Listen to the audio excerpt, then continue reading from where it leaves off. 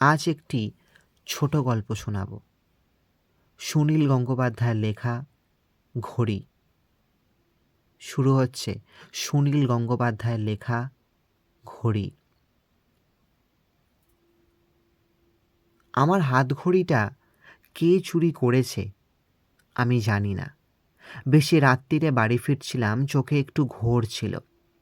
দোতলা বাসে জানালার পাশে বসতে পাওয়া তো বিরাট সৌভাগ্য। সেই সঙ্গে ঠান্ডা হাওয়া। ঘুম আসবে, তাতে আশ্চর্য কী? তাছাড়া বাসে ঘড়ি পরে ঘুমোনো তো অন্যায় নয়। ঘুম ভাঙল যখন, অন্ধকার। বাস ডিপোতে এসেছে।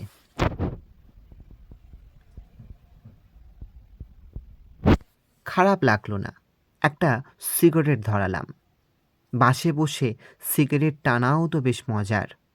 সময় দেখতে গিয়ে টের পেলাম আমার কবজিতে কোনো বন্ধন নেই। ঘড়িটা কেউ খুলে নিয়ে গেছে। নেমে এলাম। কিছু কিছু কন্ডাক্টর, ডিপোর ওয়াচ অ্যান্ড ওয়ার্ড বিভাগের লোক কিছু ছিল। বেশ চেঁচামেচি করলাম। পৃথিবীর সবাইকে চোর বললাম। একজন বলল আমার হাতে কোনো ঘড়িই ছিল না, ওটা আমার মনের ভুল ধারণা। কিন্তু আমার লোমশ হাতে ঘড়ি পরার ফলে একটা দাগ হয়ে আছে। সেই হাত ওদের মুখের সামনে তুলে ধরলাম। আপনার ঘড়ির নাম কি? ঘড়ির আবার নাম থাকে নাকি? থাকে না? কোন কোম্পানির ঘড়ি? আশ্চর্য, কোনো ঘড়ির কোম্পানির নাম সেই মুহূর্তে আমার মনে পড়ল না। নাইজেরিয়ার প্রেসিডেন্টের নামও আমার মনে আছে, কিন্তু ঘড়ির নাম মনে নেই। নত মুখে চলে এলাম।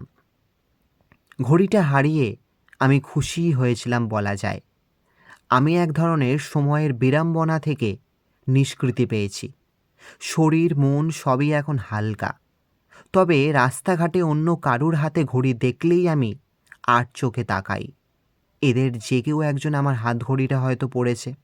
হয়তো সবাই চোর নয়, কিন্তু চোরাই জিনিস সেকেন্ড হ্যান্ড কিনতে তো কারোর আটকায় না। আমি মনে মনে বলি, বুঝবে মজা। আমার ঘড়ি হাতে দেওয়ার ফলে সময় তোমাকে চোরকিবাজিতে ঘোরাবে। তারপর একদিন একটা রেস্তোরাঁয় ঘণ্টাখানেক বসার পর বাথরুমে গেছি। ঢুকেই দেখি মাটিতে একটা ঘড়ি পড়ে আছে।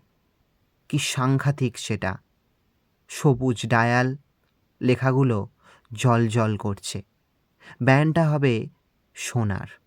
একটা দুর্লভ মূল্যবান টোপ। ঘড়িটা যেন সাপের মতো আমার দিকে তাকিয়ে আছে। বুকের মধ্যে ঢিপ ঢিপ করছে। বন্ধ বাথরুমের মধ্যে আমাকে কেউ দেখবে না, কোনো সাক্ষী নেই। কিন্তু ওইটুকু ছোট্ট বন্ধ ঘরে নিজেকে বিষম দেখা যায়। আমি দারুণ ভয় পেয়ে গেলাম। প্রস্রাব না করেই দৌড়ে পালিয়ে এলাম। সঙ্গিনী জিজ্ঞেস করল, কি হয়েছে কি? বুক কাঁপছে কেন? বুকের দোষ। বেয়ারাকে বিল আনতে বলেছি। ট্রেতে করে এসে নিয়ে এলো সেই ঘড়ি। জিজ্ঞেস করল, সাব ইয়ে আপকা হে? বাথরুমে সবুজ সাপের মতন সেই ঘড়িটা দেখছে আমাকে। এখানে অনেক মানুষ আমাকে দেখছে, আমি নিজেকে নিজে দেখতে পাচ্ছি না। গম্ভীরভাবে বললাম, হ্যাঁ এটা আমার।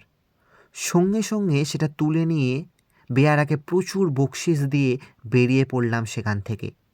সঙ্গিনী কুগ্ধভাবে জিজ্ঞেস করল, এর মানে কি? আমি আগে জানতে চাই। যা তোমার নয়? হ্যাঁ এটা আমারই। তোমার হাতে ঘড়ি ছিল না? এই ঘড়িটা আমার নয়, কিন্তু এ আমার জন্য দুঃসময় নিয়ে এসেছে।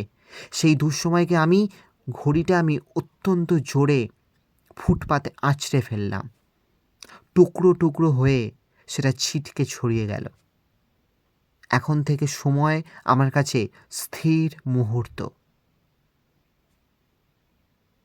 শেষ হলো সুনীল গঙ্গোপাধ্যায়ের লেখা একটি ছোট গল্প, ঘড়ি।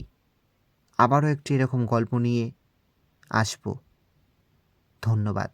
সবাই ভালো থাকবেন, সুস্থ থাকবেন।